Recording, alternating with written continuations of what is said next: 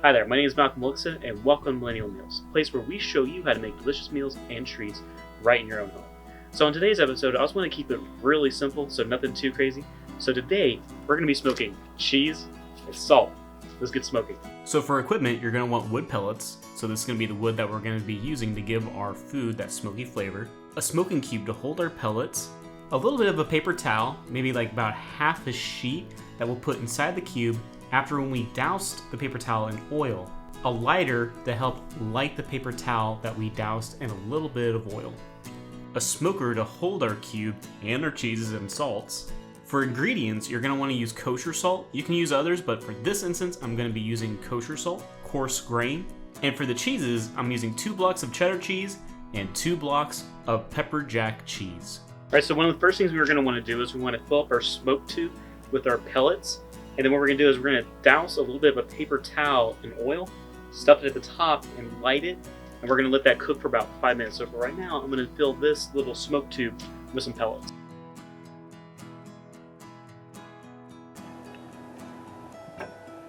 So after when we have our wood pellets inside our cube, we're going to then take the paper towel that we have, a little half sheet, and dunk a little bit of it in the oil. Don't dunk as much as I did, just a little bit. Then once you've dunked it, now put it inside your cube and now light that paper towel and let it sit for about 5 minutes until it starts smoking pretty nicely. Next, what I'm going to do is, now that I got the smoke tube ready, I'm going to put some of my salt onto my tray. So what I'm basically using is, I'm just using a regular like aluminum pan type thing. And what I'm going to do is I'm just going to coat what salt I have onto the pan. What I should mention is I'm using kosher salt, coarse. This really absorbs the smoke flavor pretty nicely. So make sure that when you're doing yours, you add, or you make it sure that it's coarse kosher salts.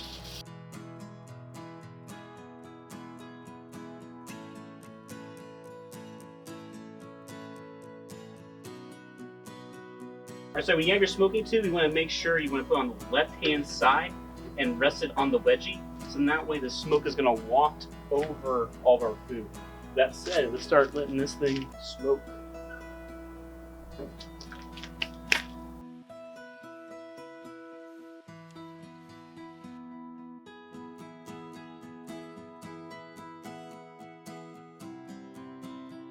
So it's been about 4 hours since I put the cheese and the salt in. As you can see, a lot of smoke's coming up. So basically what we're doing here, we're just cold smoking. We're just getting the little cube right here, filled with pellets, and then just smoking basically the food that we got in here. So right now I'm going to take off the cheese, but I'm going to leave the salt in here to soak up as much smoke as possible. And then I'm going to show you guys what you should do with your cheese after you just cold smoke it.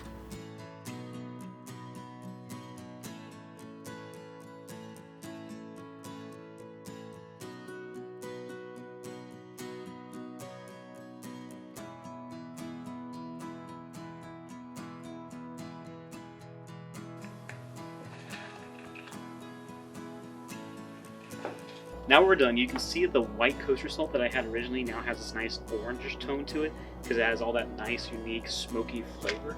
And with my cheese as well, you can see the cheddar has this darker tone to it as well because, again, we added that nice smoky flavor to it.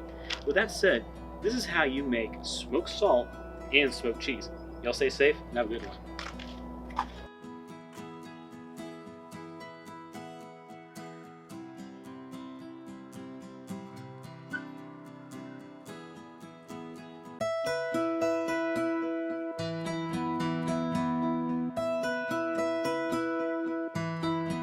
Hi there, my name is Malcolm Wilkinson, and welcome to Millennial Meals, a place where we show you how to make delicious meals and treats right in your own home. So I just want to do something a little bit different today, so I'm going to be making some mahi mahi. Let's get cooking. So for the equipment, you're going to want to have an oven, an air fryer, a pan, parchment paper, or you can use tin foil, a knife, a cutting board, a small microwavable bowl, a meat thermometer, microwave, and a rubber brush. So for ingredients, you're going to want to have some seasoning salt, some Creole or Cajun seasoning, it's really up to you, a unique type of salt, a lemon, and some butter. So for our dry ingredients, you can use something like a Tony Cachera brand or maybe like a Slap Your Mama brand for your Creole or Cajun seasoning. It's really up to you on what you want to use for your Creole or Cajun seasoning on the fish. Now for the salt, you can use maybe like a pink Himalayan or maybe like a sea salt. But in this case though, I'm going to be using some smoked salt, and this is the same salt that I used in the previous video where I basically demonstrated how you can add a smoky flavor to your cheeses and your salts. Link will be below, and a little video for you to click will be right over here. With that said, we'll start making our mahi-mahi.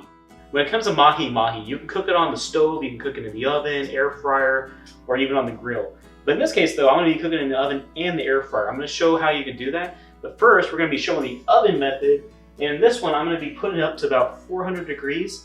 So with that said, I'm going to get my ingredients ready. So when you have all your fish cut up, now it's time for it to put on the pan. So basically what I'm doing right now is I'm just going to be adding my seasoning salt on top of all these, because basically I want to get these nice and coated with some seasoning salt. Because then what I'm going to do after, I'm going to add the Creole seasoning on top of these, because this is going to basically be my base for my Creole seasoning.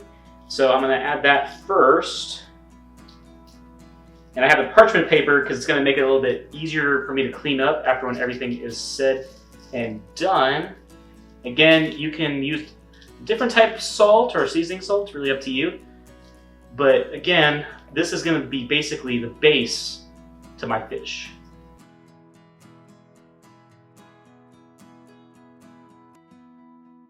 Alright, now that I got my fish all nice and seasoned, I'm going to put it in the oven and I'm going to keep it in there for about 15 to 20 minutes. What we're wanting to have happen is we want the internal temperature of the fish to be at 137 degrees Fahrenheit. So with that said, I'm going to set the timer for 15 to 20 minutes. So once it's done, we'll have some nice mahi-mahi ready to eat. Alright, so this is going to be the air fryer method, and I'm going to be using a different type of seasoning on this, or at least a different cook method. So the first things you want to do is you want to get your butter, probably about a tablespoon of butter, and you're going to want to microwave this a little bit. Because basically what we're going to be doing is we're going to take that melted concoction, we're going to glaze it over our fish, and then after when we're done with that, I'm going to add my smoked salt on top. I'm going to throw it in the air fryer. I'm going to cook it at 400 degrees for about 10 minutes. Alright, so with that butter that I had earlier, I melted it down. I only used 1 tablespoon and I cooked it for about 1 minute. So now what I'm going to do is I'm going to be using this to basically glaze on top of my mahi-mahi. Then after when I get done with that, I'm going to put my salt. Again, you can use sea salt, Himalayan salt. In this case, I'm going to be using some smoked salt. So once I get these nice and evenly coated, I'm going to put it in the air fryer for about 10 minutes and I'm set to 400 degrees. Then after when everything is said and done, it should be nice and tasty. I'd suggest probably putting only like 1 fillet inside to make it a little bit easier for you when it gets done cooking. So again, in the air fryer, I'm going to set it to 400 degrees, and I'm going to set it to, so for the air fryer, I'm going to set it to 400 degrees, and I'm going to put it for about 10 minutes. Alright, so it's been over 15 minutes. The fish should be ready. Or I should say my mahi-mahi. Ooh, that is looking really good. So one of the first tests I'm going to see is what the internal temperature is. So this is kind of good to have a little meat thermometer. So I'm going to turn it on. I'm going to stick it in the fattest portion, at least the one that looks like that's the fattest portion. Stick it in. So we're over 137, so that's pretty good. Because what we didn't want to have happen is we didn't want to put, basically have an undercooked fish. Next thing I'm going to do is I'm going to do a flake test. So basically the goal here is to make sure that it basically flakes when we get our fork in, and it looks like we're having some flakage.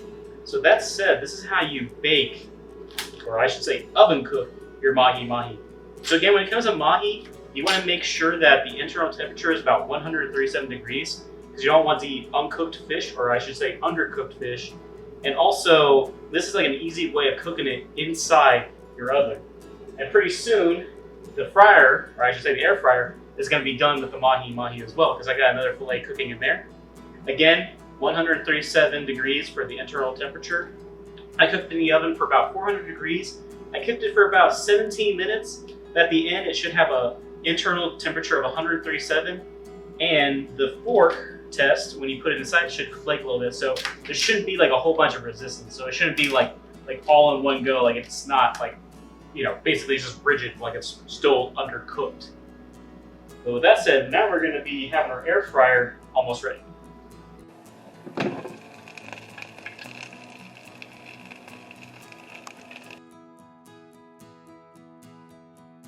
Oh yeah, there's something that I was forgetting to tell you.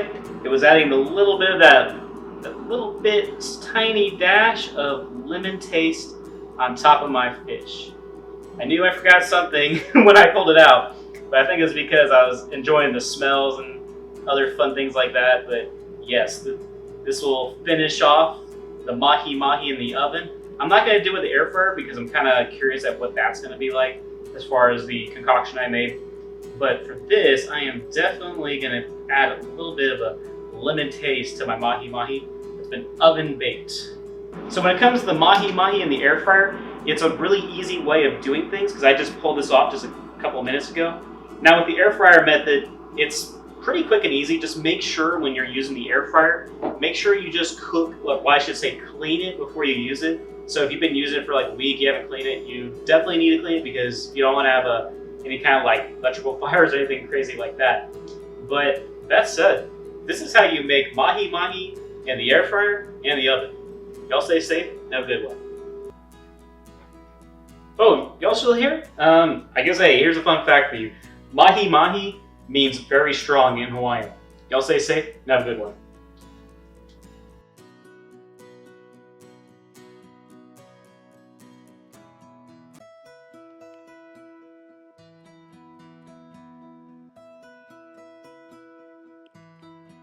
Hi there, my name is Malcolm Wilkinson, and welcome to Millennial Meals, a place where we show you how to make some delicious meals and treats right in your own home. So in today's episode, I'm going to keep it real simple. We're going to be cooking some spiral cut ham in the oven. Let's get baking. So for equipment, you're going to want to have a granite spaceware oval oven roaster pot with a lid. Make sure the lid fits tightly. A cutting board, a knife, an oven, a dipper, cooking spray, 2 1-gallon baggies, and 2 big steak forks to pick up our ham. So one of the first things we want to do is we want to open up our ham. We want to get it out of this plastic netting and basically this little plastic casing. That said, I'm going to start getting my ham open.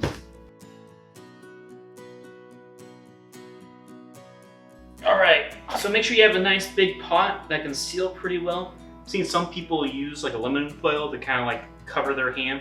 One thing I should mention is when you cut your ham, sometimes there's like a plastic bit that's like put over the bone. But on this ham, I don't see a plastic bit that was put over the bone. So I think we're pretty much good to go. So now that I got my ham in my pan, I'm gonna add a little bit of water to the pan, or I should say my pot.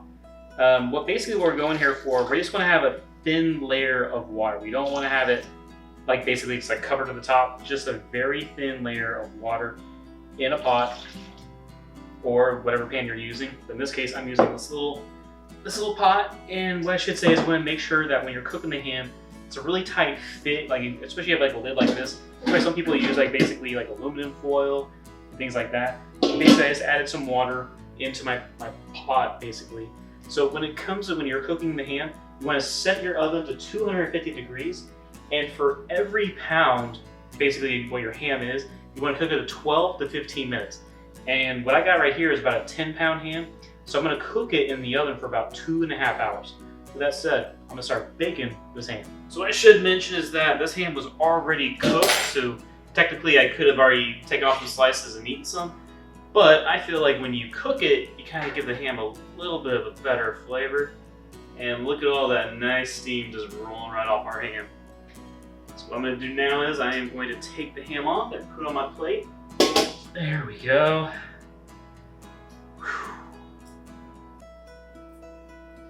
And we got our ham off our pot. We got this giant ham on the plate. Now that my ham is done, I basically flipped it over on its side just so you guys can get a good view on how juicy this delicious ham is.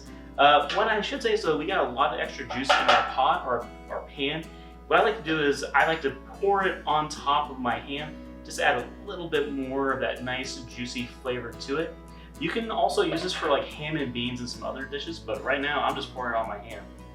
But with that said, this is how you make ham in the oven and just in time for Easter. Y'all stay safe and have a good one.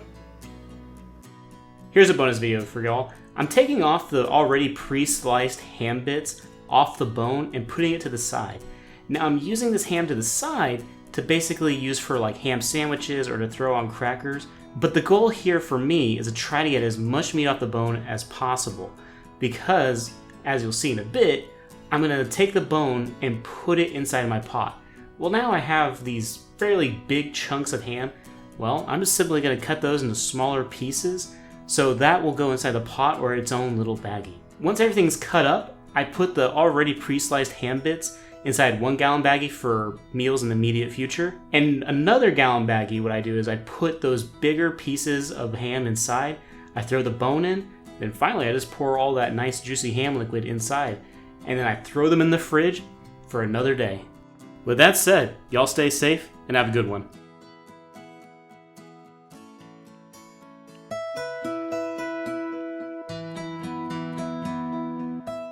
Hi there, my name is Malcolm Wilkinson and welcome to Millennial Meals, a place where we show you how to make delicious meals and treats right in your own home. So on a previous episode, we made some mahi-mahi.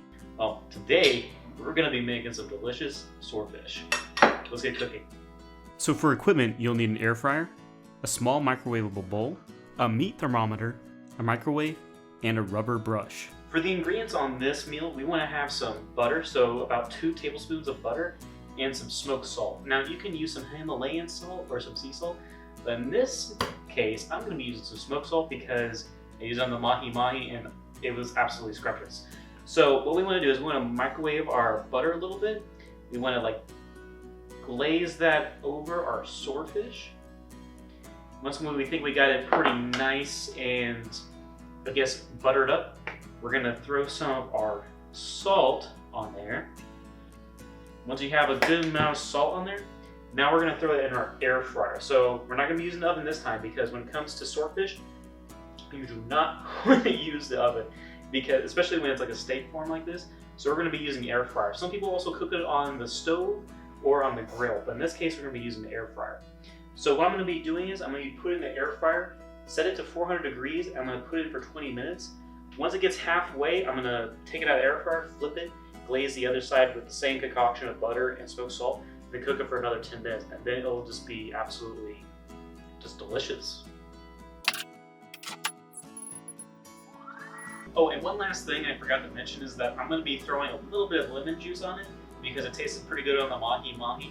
I think it's just going to add a little bit more of that zest to the swordfish.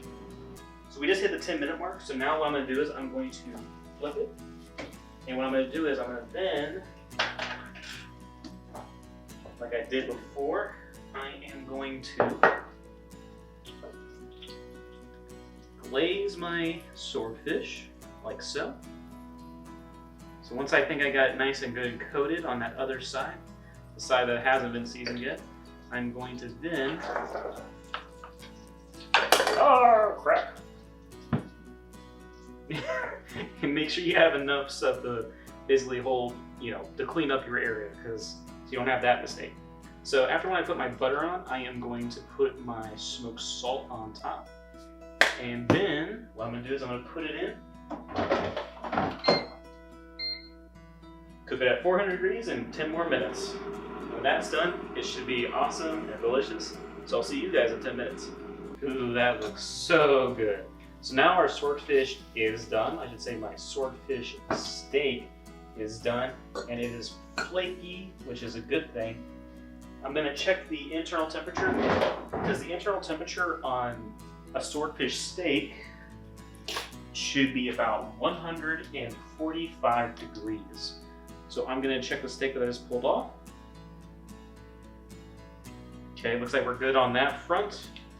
So when it comes to when you're making basically your fish steak, or what I should say, your swordfish steak, You want to make sure that you get both sides cooked, especially when it's like this thick, because what you don't want to have is you don't want to have an undercooked swordfish because you don't want anything nasty come back to bite you. But when it comes to this, all we basically did was we just threw some butter on top, like glazed it over, and then threw some smoked salt on top as well. And we just threw it in, cooked it for 20 minutes, halfway, flip it, and then glaze that side, and then basically make it right there. Oh, one last thing. Gotta add a little bit of lemon to this. Just a pinch, nothing too crazy, just a pinch of lemon on top, because lemon is pretty good on fish in general, and I know for a fact it's gonna be awesome on this swordfish. So what I should mention again when it comes to swordfish, you shouldn't cook it in the oven because this is the type of food that needs to be cooked pretty quickly. It's almost kind of like a T-bone steak. You're going to need to cook it on the grill or on your pan, keep it at a pretty nice temperature, or you can do what I did and cook it in the air fryer. I've seen someone do it in the oven, but basically what they did there was they wrapped it in tinfoil and it was almost like it was a steamed steak. But with this, I just threw it in the air fryer, cooked for about 20 minutes, and it's got this nice just color to it and this awesome flavor so far. I just tore off a little tiny piece. But when it comes to how you cook your swordfish, if there's anything that you think that would be awesome as far as like how you have it, be sure to leave a comment because I would love to try out your version of the swordfish because I'm always trying new flavors because I just love trying new things. But with that said, this is how you make swordfish in the air fryer. Y'all stay safe and have a good one.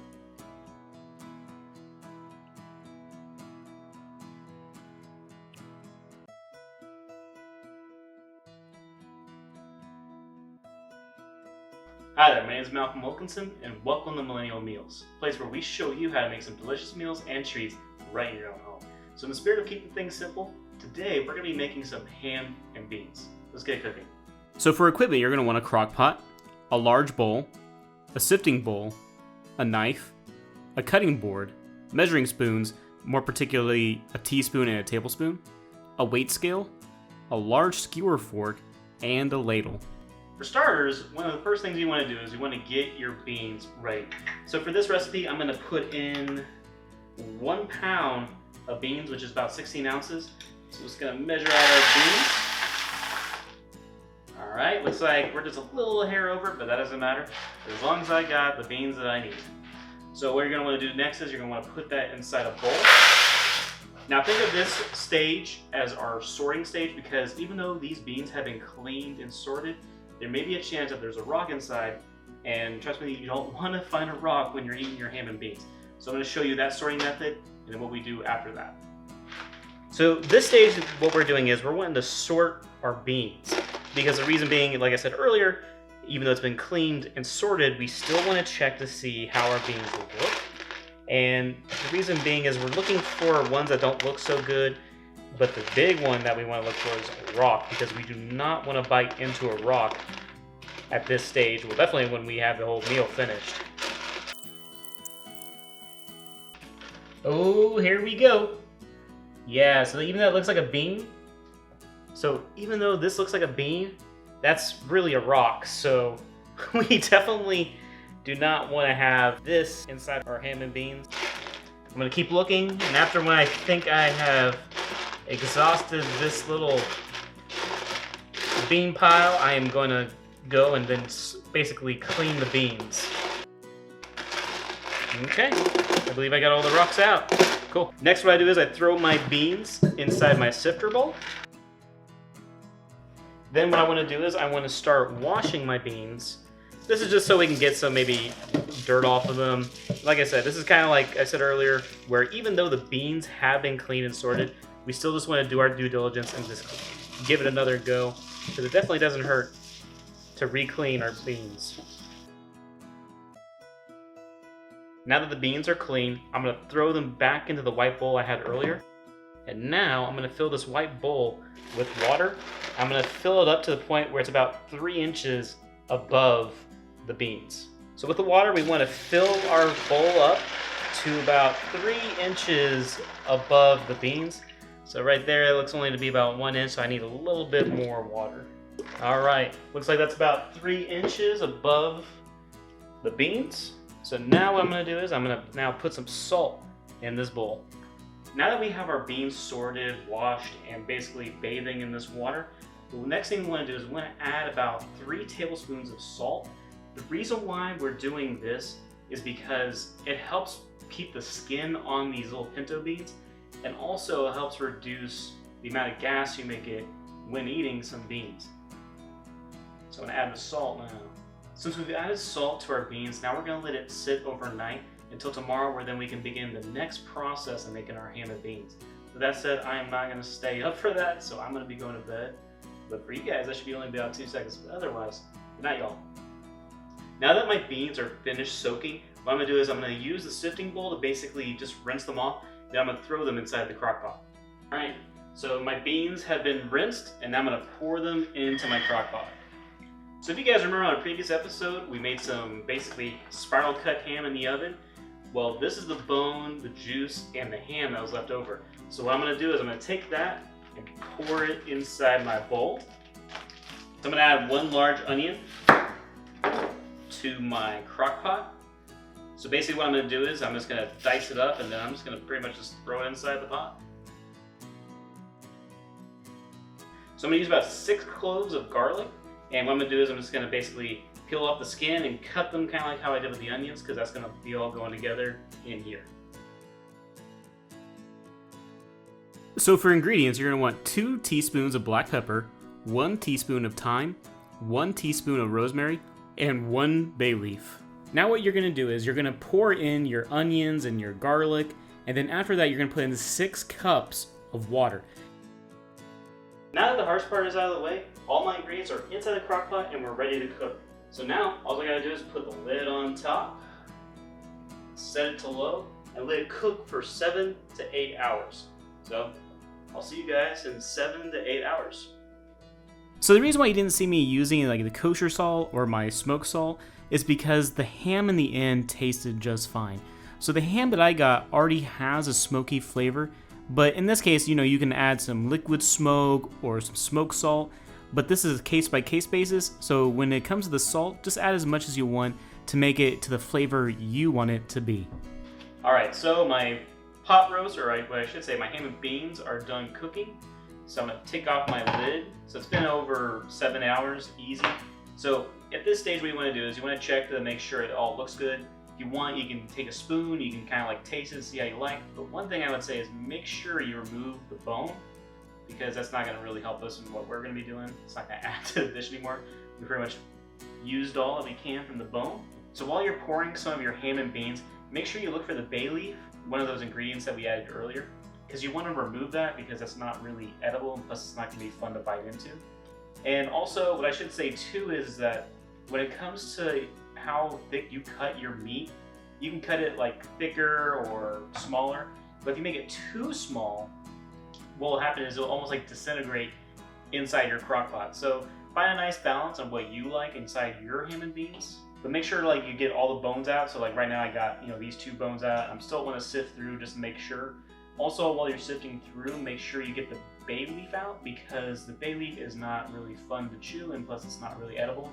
It just adds overall flavor to our ham and beans. Also, oh, there we go. There is the bay leaf, right? There's the bay leaf right there. So that's not really edible, it's not fun to chew. So I'm going to remove that from my ham and beans. With that said, this is how you make ham and beans in the crock pot. Y'all stay safe, have a good one.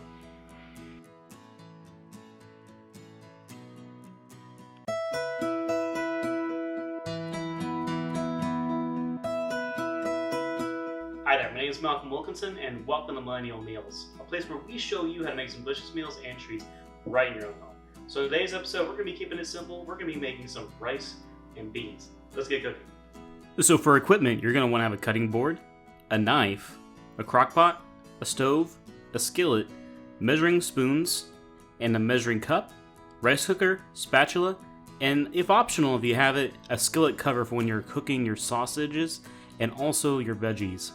For ingredients, you're going to want to have 1 pound of red beans, smoked sausage, the whole package, 1 large onion, 1 green bell pepper, 4 celery stalks, 1 tablespoon of arbol pepper. You can use cayenne, but in this case I had some arbol around, so I used that. 3 to 4 garlic cloves, or if you have a little jar of it, 2 tablespoons of garlic. 1 teaspoon of black pepper, 2 teaspoons of thyme, 1 teaspoon of sage, and 2 tablespoons of Creole. So for some of these other ingredients like the rice, it can vary on how much rice you want to use. Some people just use 1 cup of rice. In this case, I used 2 cups of rice in my rice cooker. When it comes to the ham stock, it can vary at how much stock you get when you're doing your cook. In my scenario, I got about 24 ounces of it, and to add a little bit of a cherry on the top, I cooked it with 4 bay leaves. So one of the first things we want to do is we want to cut up our smoked sausage. Now you can use andouille sausage, but in case you can't find that andouille sausage, you can just use smoked sausage instead. It's still going to be the same. Basically, we just want some thin slices, and basically what we're going to be doing is we're going to be throwing in the pan and we're going to be browning both sides of our sausage. Then after that, we're just going to put it to the side, and then we're going to cook our veggies next.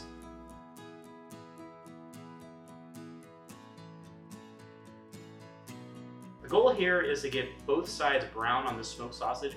After when they get brown on both sides, I'm going to put them inside this container, then throw my veggies inside this pan. So I'm not going to waste any of the juices. I'm basically going to be cooking the veggies in some of the sausage juice that kind of got left over.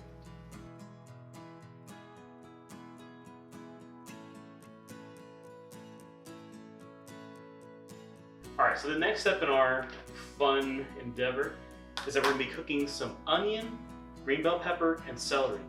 Now the goal here is to get the veggies to be looking translucent, and I'll throw in my garlic and my dry ingredients. When the vegetables start to turn a little translucent, now it's time to add the garlic. So what I'm going to be doing is I'm going to be adding about 2 tablespoons of garlic. That's roughly about 4 cloves. For you, if you don't have like a nice jar of garlic, just use 4 medium-sized or large-sized cloves. But in this case, I'm going to be using about 2 tablespoons of garlic. And that's going to be cooked within this nice batch. And once I start smelling that nice garlicky smell, then I'll basically move on to the other dry ingredients.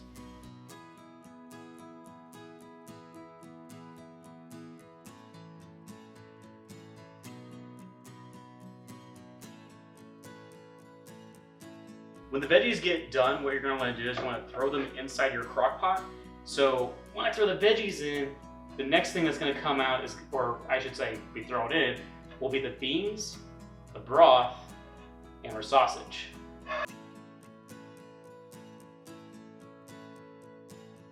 So after when you added all your fun ingredients, such as the sausage, the beans, and all the other fun stuff, now it's time to add our stock. So this stock is going to add a lot more of that fun ham flavor to our meal. And don't worry, that's going to break down, but that's just solid, nice ham stock. All right, so what I'm going to do is now I'm going to add some water. Not too much, probably about 2 cups. Depends on how much kind of fills up. So probably maybe half. So if you drained your beans, so if it was just beans in those containers, you'd obviously have to add more water. Because in those containers that I had earlier, I already had some water. I didn't want to drain it because I still wanted some of that bean juice inside my crock pot. So in this case, I'm probably at about, let's just say 2 cups. So about 2 cups of water I added right after.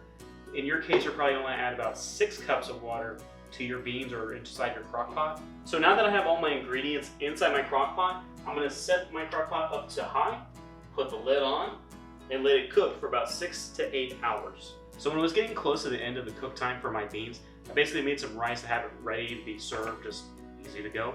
So it took the beans about 6.5 hours to cook. So one thing I was wanting to mention again though, if you want to give it more of a creamy color and tone, make sure you smash some beans up against the side of the crock pot. The other method though is you can basically put it inside a blender and make it in like a puree, then pour it in here. Then after that, you basically put like 1/2 rice and the other half your delicious soup over here. But with that said, this is how you make rice and beans with a crock pot. Y'all stay safe, and have a good one.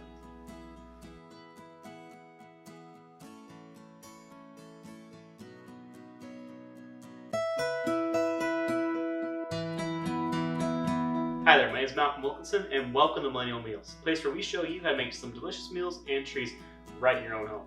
So on this episode, which is filmed right after the crock pot for rice and beans, we're going to be showing you how to make some crawfish stock.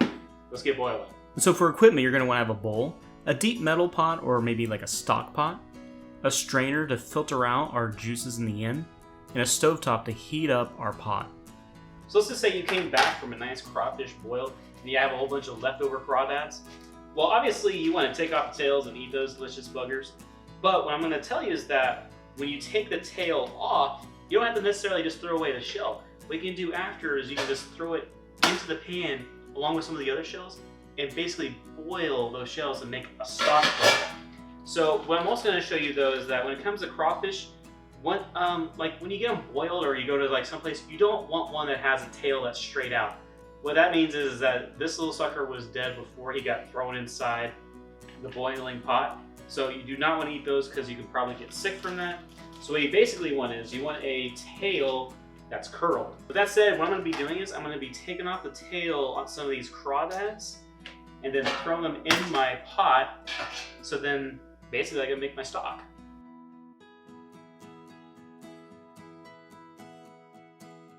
Once your shells are all processed and thrown inside your pot, we're going to add the water. So in this case, you want to probably about 1 inch of water above the shells.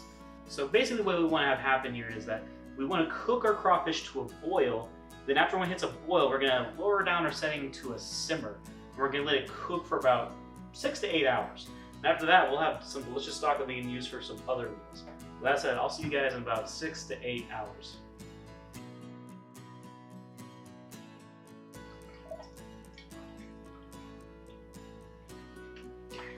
So it looks like that's all the crawfish stock that I'm going to get out of this batch. So the reason why I use a strainer is because there's some like little food particles and other stuff in there that we do not want in the stock, because that's not going to basically make it fun for us to eat later. But when you have this crawfish stock, like depending on how it was seasoned before, it just adds a whole different layer of flavor when it comes to the dishes you make with it. With that said, this is how you make crawfish stock. Y'all stay safe. Have a good one.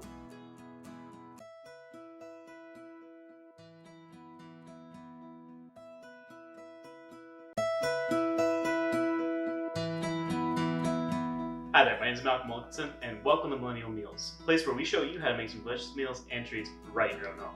So in today's episode, we're going to be making some gumbo with some crawfish stock. Let's get cooking.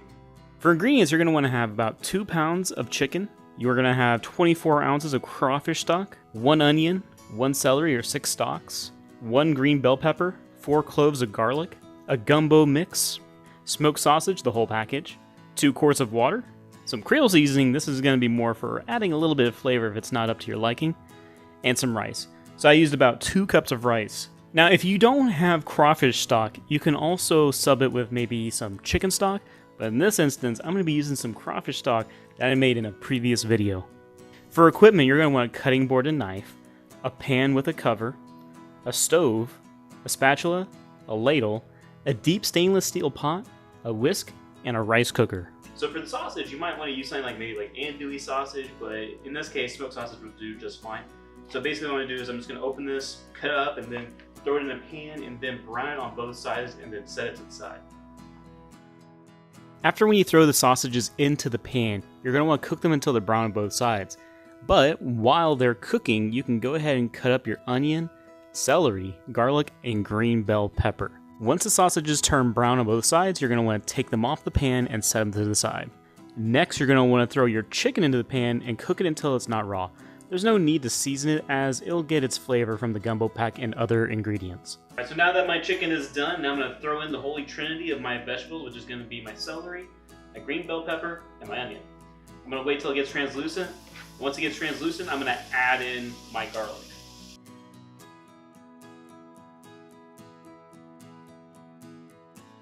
Alright, so now that my vegetables look like they're pretty much done, the garlic looks like it got cooked in pretty well. So now what I'm going to do is I'm going to add, basically, get my pot going. And you'll see the next fun stage in the process. So using this pot right here, about 4-quart pot, I'm going to add about 2 quarts of water into it.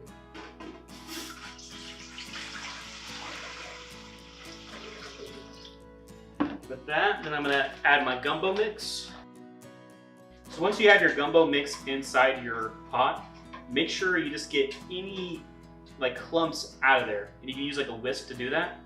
So what basically is going to happen here is we're going to wait until it comes to a boil. And once it comes to a boil, then what we're going to do is we're going to add all of our ingredients. That's going to be our chicken, our veggies, our sausage, and even the crawfish stock.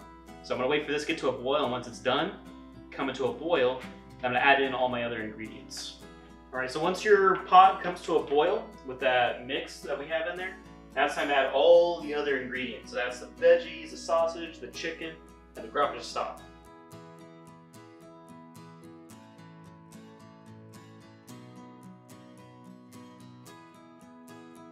So after when you add the ingredients, when it comes to a second boil, what you want to do is you want to set the temperature down to let it simmer for 15 minutes. So after 15 minutes, let's be ready to eat with some rice.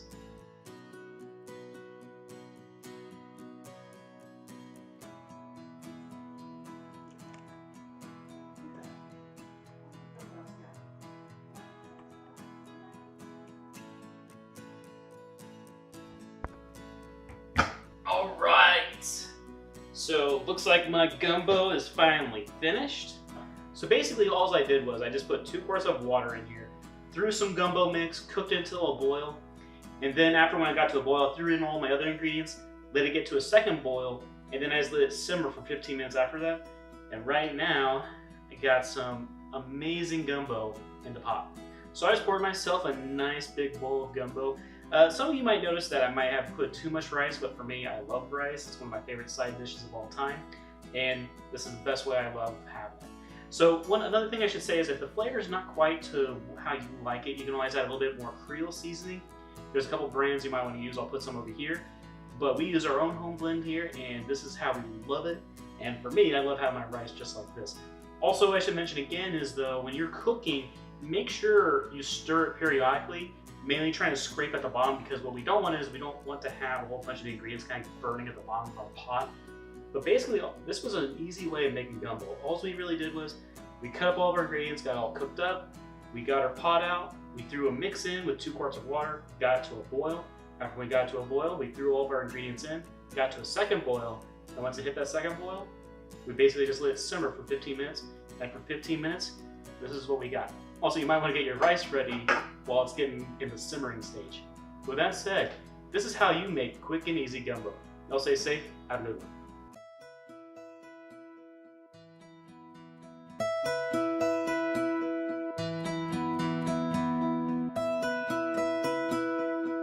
Hi there, my name is Malcolm Wilkinson, and welcome to Millennial Meals, a place where we show you how to make some delicious meals and treats right in your own home. So on a previous episode, we made a mojito. Well, today we're going to be making a gimlet. Let's get mixing. For equipment, you're going to want a cocktail shaker, or if you don't have one, you can have a Yeti cup with a lid that closes, a jig, a knife, and a cutting board. When it comes to a gimlet, the ingredient list is very small. You're going to want to have some gin. Just pick any gin that you want, because honestly, this is going to be still a delicious drink at the end. You're going to want some lime juice. Now, some people use freshly squeezed lime juice, but in this case, I'm just opting to make this in a sort of quick and dirty gimlet. So I'm just getting some lime juice I got from the store and some simple syrup. Now, there's some tutorials online on how to make some simple syrup. That's not going to be this video for today. So pretty much your ingredient list is going to be gin, lime juice, and simple syrup. Oh, and ice. So one of the first things I want to do is I want to throw my ice inside my shaker, like that. Put 1 ounce of simple syrup inside. 1 ounce of lime juice. Now I'm going to throw in about 2 ounces of gin. So now once you got all your ingredients inside the shaker, now you're going to want to shake it for about 10 to 15 seconds. So one thing I forgot to mention is that let's say if you don't have a shaker like this, that you can easily just pour your drink inside your cup. So if you don't have a shaker like that, sometimes one of these like Yeti-like cups with like a lid that can actually like open and like close, if you can get something like that and you get a nice good shake in there, you can get a similar result as this here. But the reason why I want to strain it is that when we're smashing up all this like ingredients inside this little shaker, a lot of little micro fragments of ice kind of get in there. You want to strain it so there's not as much ice inside your drink. You just want it to be this nice, cool looking foam on top.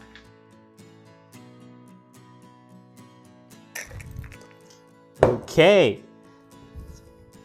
If I can get the cap off. So now you're going to want to pour your gimlet inside your cup of choice. All right. And then to finish it off, we're gonna put a little garnish in the end, a little lime wedge to put inside our drink. And that's how you make a quick and dirty gimlet. Y'all stay safe and have a good one.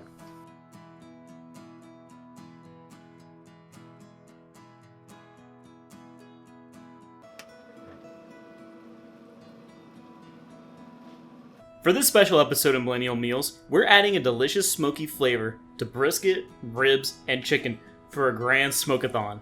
Let's begin with the brisket. One of the first things I did was cut off any excess fat off my brisket. Once that was done, I spread some mustard and seasoning on the brisket. When I was flipping the brisket, I placed some saran wrap on one side to reduce the loss of the mustard and the seasoning. Once the brisket was nice and seasoned, I placed it into the preheated Traeger smoker that was set to 225 degrees. I also had to make sure that the cube was in there nice and lit. I placed the thicker end of the brisket near the smoke source. If you want a more detailed walkthrough of how to make some smoky brisket, be sure to check out the first episode of Millennial Meals. While the brisket was cooking, I figured it'd be a good idea to smoke some chicken and some ribs. When it comes to ribs, you're going to want to peel off this membrane on the back side of the ribs. Sometimes, though, you might need to cut off some excess fat. Luckily for me, I didn't need to cut off any type of fat off this rack of ribs. Next, I added a rub to both sides. For those harder to reach spots, I lifted the ribs to hit them with some seasoning. After I was satisfied that the ribs were nice and seasoned, I sprayed the grill with some cooking spray to reduce the chance of sticking on the grates. I made sure to place the ribs on the far left-hand side of the smoker because I still need some room for the chicken. While the brisket and ribs were cooking, I started to prep the chicken breasts by seasoning both sides, then finding a spot on the smoker for them. Every once in a while, I would go outside to check the internal temperature of the food. At one point, the cube went out, so I had to reload it along with the box that holds the pellets to make sure the ribs and brisket, well, and now chicken, get some nice smoky goodness. When I checked the chicken last, the internal temperature was over the suggested 165 degrees Fahrenheit spot. With the temperature being where I needed it to be, I pulled the chicken off after about 4.5 hours of cooking. Now, keep in mind your cook time may vary based on the smoker that you have, but make sure that internal temperature is 165 degrees Fahrenheit. After removing my chicken breasts, I found some leg quarters in the fridge and decided to smoke them as well.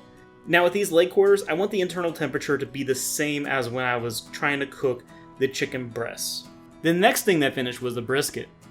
I wanted the internal temperature to be between 195 and 205 degrees Fahrenheit.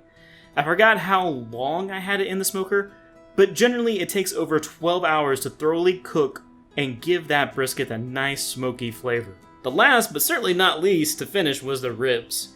Now with this, I wanted the ribs to be between 190 and 200 degrees Fahrenheit. And well, after 5.5 hours of cooking, my smoke-a-thon came to a close with the ribs finishing off the whole smoke-a-thon. Now here's some general tips when it comes to your smokeout. Now if you're smoking using some general pellets, you're going to have to make sure you keep an eye on how many pellets you have in the holder in your Traeger or whatever smoker you're using. If you don't check, you can run out of pellets, which will affect your cook time and the flavor of your food. If the cube still has some burning pellets, you can either let it burn out on some cement or hose it down. Do not place a still hot cube with burning pellets on any burnable or flammable surface. With that said, this is the grand smoke-a-thon, smoking some ribs, brisket, and chicken. Hope this gave you some nice tips and some ideas on what you can do with your brisket and ribs. With that said, I hope y'all stay safe and have a good one.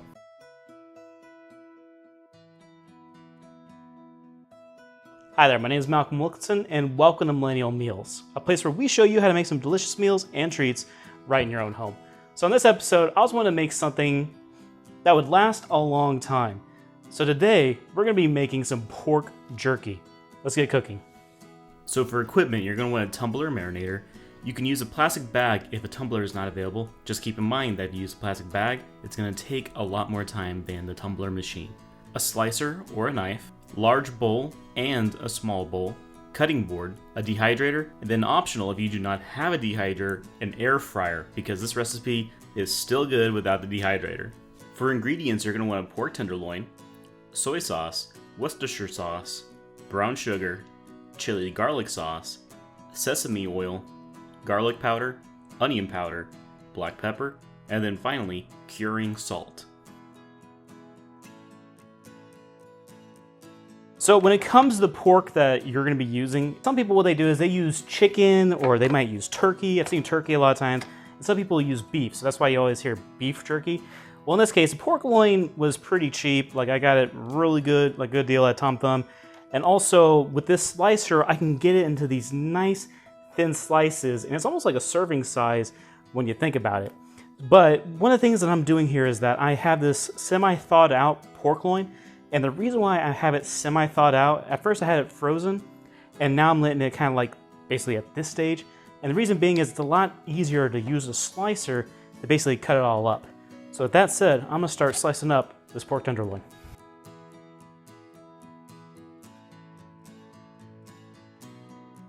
Now that all my pork is sliced up, it's time to make my marinade. So I got all these ingredients right here. This is gonna be all mixed together in one nice little bowl. And I'm gonna marinate them all in this tumbler. This is a carry tumbler, and it's gonna cut down my marinade time to basically fractions of a minute. So normally you might wanna marinate yourself for 24 hours. Well, this is gonna cut it down to like 30 minutes. With that said, I'm gonna start mixing. So when it comes to your marinade, some people, they will basically put it in a plastic bag and then they'll let it sit in the fridge for however many hours. Well, with this carry marinade tumbler, I can basically reduce that marinade time to like fractions of a minute. So what I'm gonna first do is I'm gonna throw all my meat inside my tumbler. Next step is to pour my marinade or my mix inside the tumbler, like so. Well, let me first get a photo.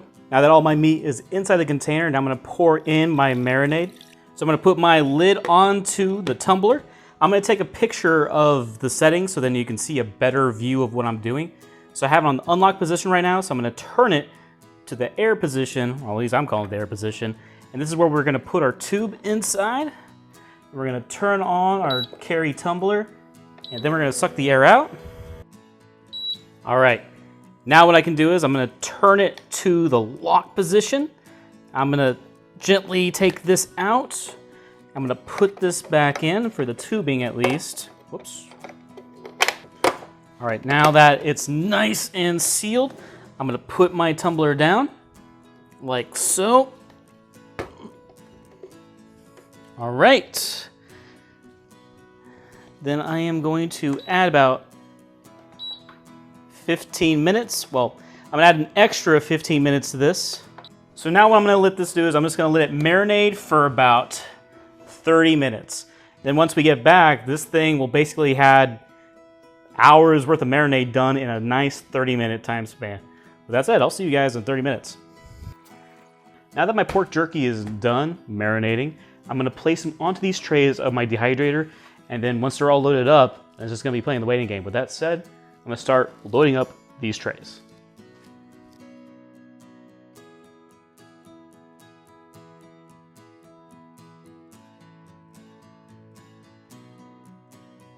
I just finished layering all the pork jerky in my dehydrator. As you can see, I have basically like a tower. All these layers is filled with pork jerky. There's still a lot left. I didn't have enough layers, so I just gotta do basically 2 dehydrates, which that's fine. By the end of it, I'll be able to have at least one thing to snack on when the next batch is ready. So this is gonna be the hardest part, and that's the waiting. This is gonna take about 5 to 6 hours. With that said, I'm gonna start dehydrating all of this nice pork jerky. So it's been about 7 hours for the pork jerky in that dehydrator. So I cooked it at 155 degrees.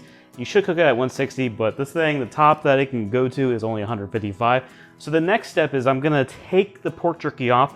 I'm gonna blotch the fat off of it. So I'm gonna like take off the blotches of the fatty juices, because we don't wanna have it like, because what'll happen is once it dries, you'll see like these just fat deposits all over it. And sometimes they, texture-wise, are not fun to eat.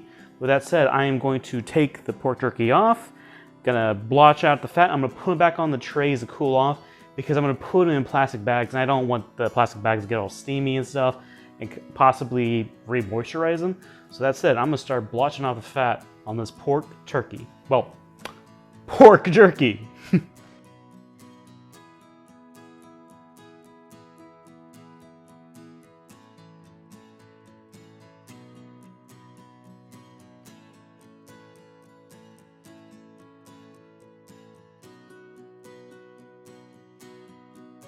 So I just got finished taking off most of the fat off my pork jerky.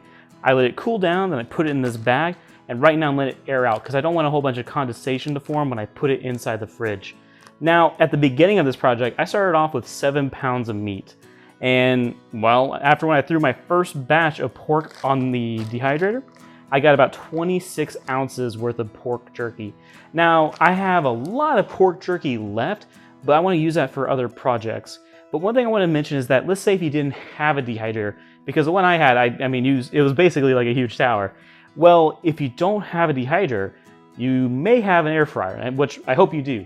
So one of the easy ways of cooking this delicious meal is if you get your air fryer, put it at 370 degrees, cook it for about 15 minutes, and you'll have a delicious meal, easy and ready to go. But make sure that those slices are really thin. But with that said, this is how you make some Malaysian style pork jerky. Y'all stay safe, have a good one.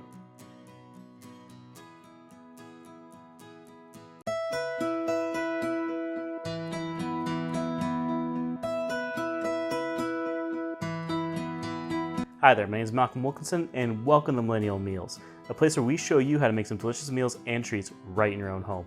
So we're going to be making another mixed drink today, and that's going to be a blended pina colada. Let's get mixing. So for equipment, you're going to want some measuring cups, a spoon to help scoop out the coconut cream, and one blender.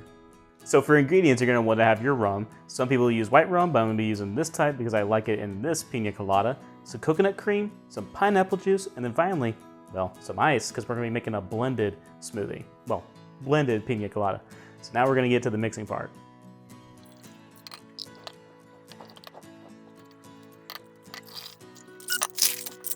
So with this pina colada, it was really simple. We just added some rum, some coconut cream, pineapple juice, and then finally, some ice. And now we're at the most important step to make our blended pina colada, and that is to blend it. All right, so usually what you want to do with your pina colada, you want to blend it until it's nice and smooth. And that's what I got about right here.